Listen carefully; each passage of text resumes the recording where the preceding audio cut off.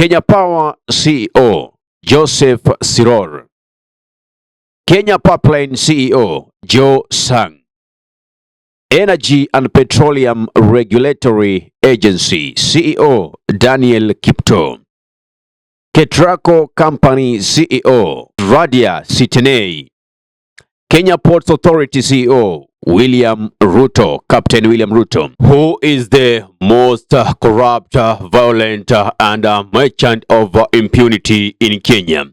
That is the survey that Dr. Miguna conducted on X platform, and the results are as follows. The reason as to why I want to focus on this is because with me I have a list of Kenyan corporations and parastatals with their C.E.Os, which will enable to let you know, one, which person or who is more tribalistic in the most top leadership or topmost leadership in Kenya. So, by the survey conducted by Dr. Miguna, final vote, 81% of Kenyans believe that William Samoei Ruto is the merchant of impunity and the most corrupt and violent person in Kenya.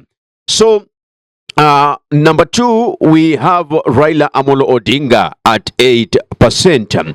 Number three, we have someone else, which Miguna didn't put the name. And at number four, we have Rigathi Gachagua with 5%. So, it is obvious, according to the survey that Miguna conducted, that William Samoei Ruto is the most corrupt. And this is suggestion from Dr. Miguna on his X platform. To remove William Samoei Ruto, each one of them 20,643 Kenyans must mobilize 50 people, which equals to 1,032,650 strong, enough to force him out of power. So, with me is a list of CEOs and directors of various corporations, companies, and government parastatals here in Kenya with their names. You'll forgive me if I don't pronounce them the right way that we're supposed to be pronounced, as sometimes those names might be kind of difficult. So we have one, Kengen CEO Abraham Serem, Kenya Power CEO Joseph Siror, Kenya Pipeline CEO Joe Sang, Energy and Petroleum Regulatory Agency CEO Daniel Kipto, Ketraco Company CEO, we have is it Radia Sitenei, Kenya Ports Authority CEO William Ruto, Captain William Ruto, Kemri CEO Elijah Songoka, KCC Nixon Sigei, NSSF David Koroza, Cereals Board John Ngetich, Agricultural and Food Authority CEO Corneli Serem, Kenya Seed Company Sami Kiplangata, Nyayo Tizon Peter Correa, Kenya Agricultural and Livestock Researcher Eliud K.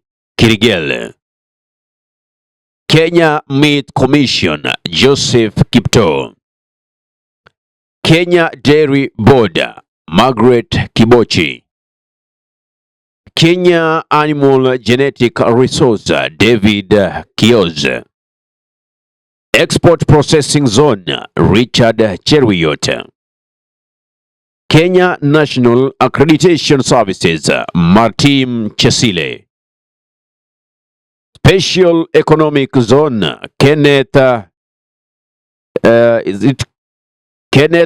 Shirvile, something of the sort.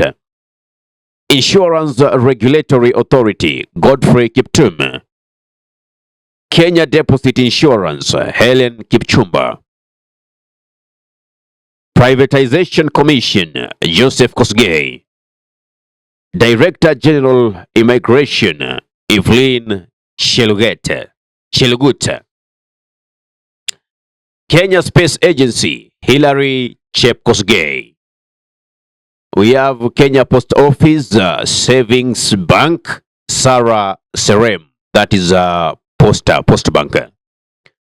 Kenya Water Towers Agency, Julius Tanui. Kenya Forestry Research Institute, Kefri, Joseph Chebuyo. Tourism Regulatory Authority, Nembe Talam. North Rift Waterworks CEO, Edwin Cherotich. National Employment Authority, Vincent Kigen. Kenya Pipeline Show, Faith Oineta.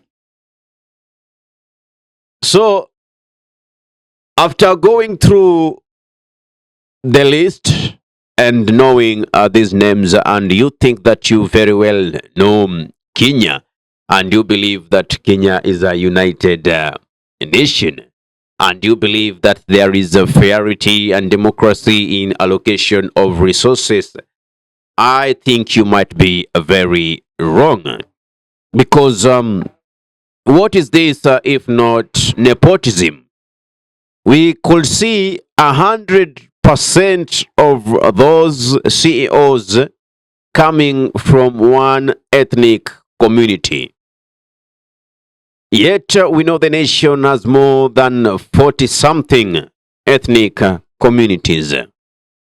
Do you want to tell me the only people who are qualified in all those parastatals, in all those companies, in all those cooperatives are only from what ethnic community? It is only them that went and sought education. It is only them that are learned. It is only them who are competent to handle such dockets. You mean to tell me that there is nobody who is from other ethnic communities who are so competent in these areas? I mean, who is being taken for a ride? Therefore, even as people wish that Gachagua is impeached, you know, the bigger problem you have is the president. He is responsible for these appointments. You mean to tell me he couldn't even look further? Why was he so myopic to just choose within his community? And when Gachagua talks about Kenya being a company and people holding shares, you get mad. I mean, that's the pure truth. I could see Hussein, the citizen journalist, asking Gachagua a question that in the light in which he was talking about company and shares and the way it is in the document is different. But it is not different. The terminologies, the tone might be different, but the end, the resolute is the same, not even similar, is the same. The purpose is the same. So, all along what Gachagua has been talking about, Kenyans are the ones who have been fooled. He's always been talking the right. As much as we've been bashing him, Kumbe, this guy has been telling us the reality on the ground. So we can see how these shares have been allocated. So guys, 2027 is just around the corner. It's not far. 3 years to go. 2024 is done. We only have 2 months to go. And we are done with this year. We get into 2025. We are left with 2 years. You can't tell me if these people could not deliver within 3 years, then they will be able to deliver. They are left with only 2 years.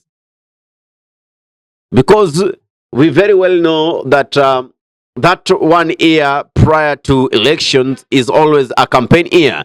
Nobody is focusing on development. Nobody is focusing on delivering. They are all on campaign mode. You've seen the list for yourself. What's your take? If you're watching from our YouTube channel, give us a comment down there. If you're watching from Facebook, give us a comment. Ahmed Khalif is my name for the Unscripted Talk C.E.Dub Radio. If you're watching from YouTube, kindly subscribe to our YouTube channel. Press the notification button so anytime that we are live or we bring content of this nature, you'll be the very first person to be notified. If you're watching from our Facebook page, kindly follow our Facebook page. Make sure that you actually follow it, that you'll be receiving regular updates.